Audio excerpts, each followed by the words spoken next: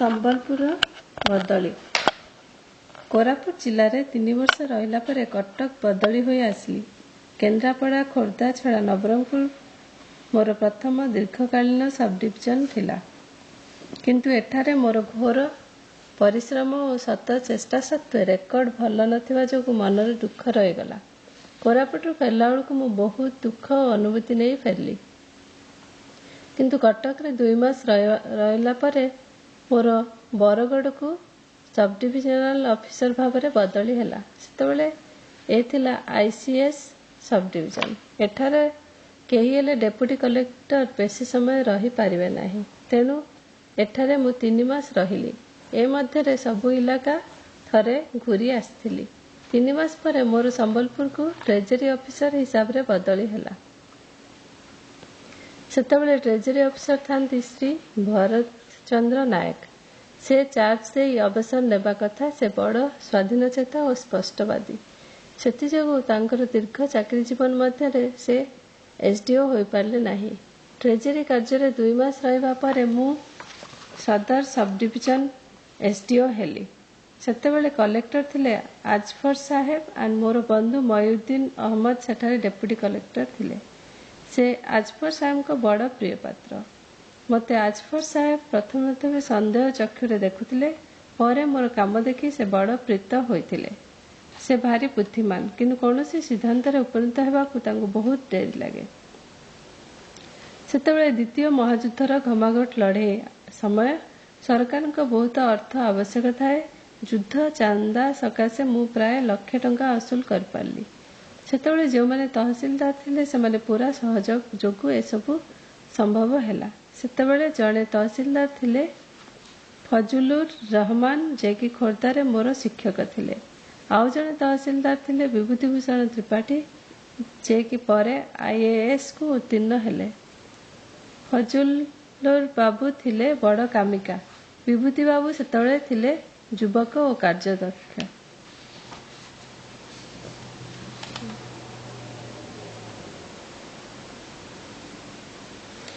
ଏହି ସମ୍ବଲପୁରରେ ଥିଲାବେଳେ ଘଟିଥିଲା ଗୋଟିଏ ପ୍ରଧାନ ଘଟଣା, ଯାହାକି ମୋର ସମୁଦାୟ ଚାକିରି ଜୀବନରେ ସବୁଠାରୁ ବେଶୀ ଲୋକହିତକର ହୋଇପାରିଥିଲା।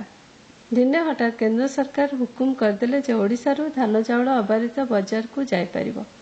ସମ୍ବଲପୁର ଓ ବରଗଡ଼ରେ ସବୁଠାରୁ ବେଶୀ ଚାଉଳ ବେପାରୀ। ସେମାନେ ଲକ୍ଷ ଲକ୍ଷ ମହଣ ଚାଉଳ କଲିକତାକୁ ରପ୍ତାନି କରନ୍ତି। ସେତେବେଳେ ସମ୍ବଲପୁରରେ ଚାଉଳ ମହଣ ଥାଏ 15 ଟଙ୍କା। କଲିକତା ଦର ଥାଏ 50 ଟଙ୍କା। 1 ୱାଗନ ବା 500 ମହଣ ଚାଉଳରେ ଜଣେ ବେପାରୀକୁ ଅଚାନକ 17,500 ଲାଭ କରିବାକୁ ମୌକା ମିଳିଗଲା। କେନ୍ଦ୍ର ଶାସନର ହୁକୁମ ଅମାନ୍ୟ କରିହେବ ନାହିଁ। ଏଣେ ଲଢ଼େଇ ସମୟ ଓ ସବୁ ଚାଉଳ କଲିକତା ଚାଲିଗଲେ ସମ୍ବଲପୁରରେ ଦୁର୍ଭିକ୍ଷ ପଡ଼ିଯିବ।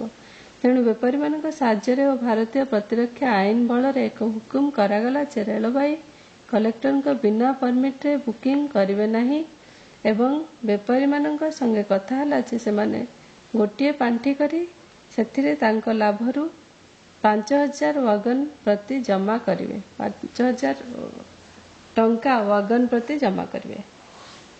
ଏହି ରୀତିରେ ରାତି 8-9 ଲକ୍ଷ ଟଙ୍କା ଏହି ପାଣ୍ଠିରେ ଜମା ହୋଇଗଲା।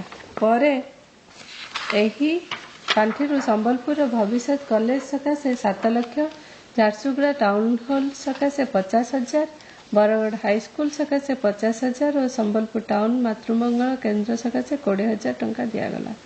ସମ୍ବଲପୁରରେ ଥିଲାବେଳେ ଫଜଲୁର ବାବୁଙ୍କ ସାହାଯ୍ୟରେ ମୁଁ ମୁରା ଓ ମହାଦେବପାଲିରେ 2ଟି ସୁନ୍ଦର ରେଭିନ୍ୟୁ ବଙ୍ଗଳା ତିଆରି କରିପାରିଥିଲି। ପରେ ଏହା ହୀରାକୁଦ ଜଳଭଣ୍ଡାରରେ ବୁଡ଼ିଗଲା। ଯେଉଁ ରେଭିନ୍ୟୁ ରୋଡ୍ ଗୌନ୍ତିଆ ଓ ଗ୍ରାମବାସୀ କରିବା କଥା ଏବଂ ଏସବୁ ସେମାନଙ୍କ ଶିଥିଳତା ଯୋଗୁଁ ବେମରାମତ ଅବସ୍ଥାରେ ପଡ଼ିଥିଲା, ସେଥିରେ ମାଟି ଓ ମୋରମ ପକାଇ ଯେପରିକି ଅନ୍ତତଃପକ୍ଷେ ଘଣ୍ଟାକୁ 20 ମାଇଲ ବେଗରେ କାର୍ ଯାଇପାରିବ ତାର ବନ୍ଦୋବସ୍ତ କରିଥିଲି। ଏସବୁ କରିଥିବାରୁ ଆଜଫର ସାହେବ ପରେ ମୋ ଉପରେ ଖୁବ୍ ଖୁସି ହୋଇଥିଲେ। କିନ୍ତୁ ମୋତେ ଭଲ ରୂପେ ଜାଣିବା ପୂର୍ବରୁ ତାଙ୍କର ମୋ ପ୍ରତି ଏ ପ୍ରଥମ ବର୍ଷର ମନ୍ତବ୍ୟ ଅନୁକୂଳ ନଥିଲା।